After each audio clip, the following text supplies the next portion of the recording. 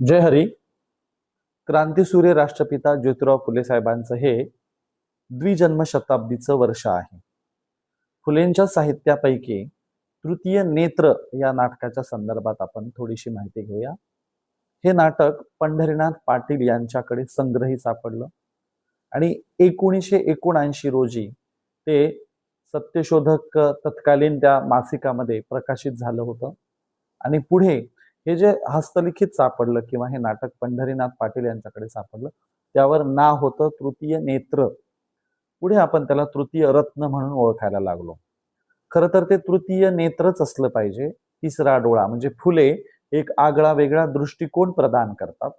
फुले ब्राह्मणशाहीच्या गुलामगिरीतून कचाट्यातून बाहेर येण्यासाठी एक संवादात्मक नाटक लिहितात.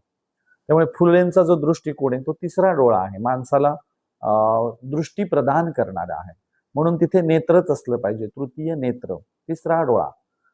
आता त्याला तृतीय रत्न म्हणावं तर मग प्रथम रत्न, द्वितीय रत्न ह्याच्याबद्दल नाटकात काही दिसत नाही किंवा तसं अगोदर काही फुलेंनी लिहिल्याचंही दिसत नाही. फुले त्याला तृतीय रत्न हे नाव का देतील बरं?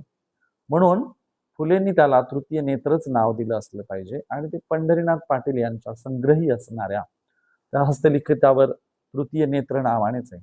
असो, हे नाटक आहे ब्राह्मणशाहीच्या धार्मिक गुलामगिरीच्या संदर्भामध्ये. ब्राह्मण वर्ग, पुरोहित वर्ग, भट भिक्षुक वर्ग कसं शोषण करतो, कसं लबाड बनवून एखाद्या साध्या भोळ्या कुटुंबाला ठगवतो आणि त्यातनं त्यांचं कसं शोषण, पीडन, दमन होतं, याबद्दलचा नाटकामध्ये ज्योतिराव फुलेंनी फार सुंदर पद्धतीने संवाद उभा केलेला आहे. त्यात विदूषक नावाचं देखील एक पात्र आहे, जे पात्र सत्य माहिती मध्ये मध्ये मांडतं. खरं तर हे पात्र ज्योतिराव फुलेंचं एक तर्कसंग तार्किक पात्र आहे. त्या पद्धतीचा ते विचार विदूषक नावाने मांडतात. या नाटकामध्ये नवरा बायको अत्यंत श्रम काबाड कष्ट करणारे एक कुटुंब आहे. ती बाई प्रेग्नेंट, गरोदर आहे.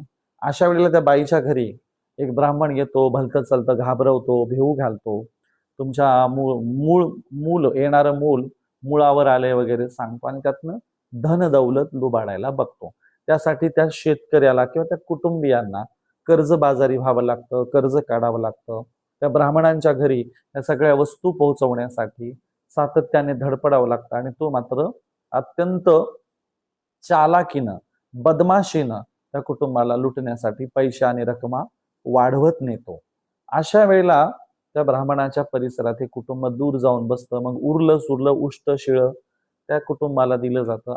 अशा वेळेला त्या नाटकामध्ये एक मुस्लिम पात्र आहे, एक पाद्री नावाचं पात्र आहे. हे जे ख्रिश्चन मशनरी पाद्री आहेत ते या कुटुंबाला थोडासा तर्क करायला लावतात. हळूहळू अकारिक तर्कात शास्त्राचा वापर फुले करत त्या पाद्रीच्या रूपाने फुले तिथे प्रश्न उपस्थित करतात आणि त्या कुटुंबाचं प्रबोधन तो पाद्री करतो आणि शेवटी ते कुटुंब, ते नवरा बायको महात्मा फुलेंच्या शाळेत जाऊन आपण शिक्षण घेऊ या मतावर येतात.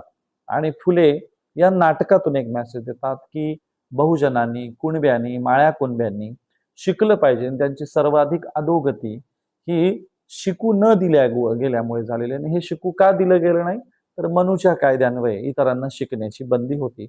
असं नाटकाचं अंतरंग आहे. नाटक हे तत्वज्ञानात्मकही चर्चा करतं. हे नाटक पूर्वाश्रमीच्या जाचक प्रथा परंपरांवरही चर्चा करतं. ख्रिश्चन मशनरीज आल्यामुळे, इंग्रज आल्यामुळे शिक्षणाच्या थोड्याशा संधी उपलब्ध होत आहेत, त्याबद्दलही चर्चा करतं. पण नीट इंग्रज लक्ष देत नसल्यामुळे हे पंतोजी, गावखेड्यातले पंतोजी कुणब्याच्या माळ्यांच्या मुलांना मारून हाकलून लावतात. ते शिकूच देत नाहीत, ते शाळेतच टिकू देत नाहीत. प्रचंड जाच असतो, याबद्दलही फुलेंची शिकायत आहे. इंग्रज त्यांची शिक्षण व्यवस्था नीट लागू करत नाहीत, या नाटकामध्ये चित्रित झाले, चर्चा घडून आणलेली आहे. त्यामुळे बहुजनांनी शिकलं पाहिजे हाही संदेश त्यातून दिलाय.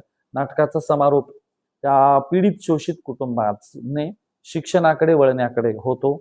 अशा पद्धतीने अत्यंत सकारात्मक, विधायक हे नाटक आहे. हे नाटक तृतीय रत्न म्हणा किंवा तृतीय नेत्र म्हणा, हे जे नाटक आहे ते ब्राह्मणी गुलामगिरीतून बहुजनांना मोकळं करणारं, बाहेर आणणारं आणि तुमचे शोषक शासक कोण आहेत हे लक्षात आणून देणार आहे. पर्यायाने हे नाटक शत्रू मित्राची ठाम ओळख घालून देणार आहे.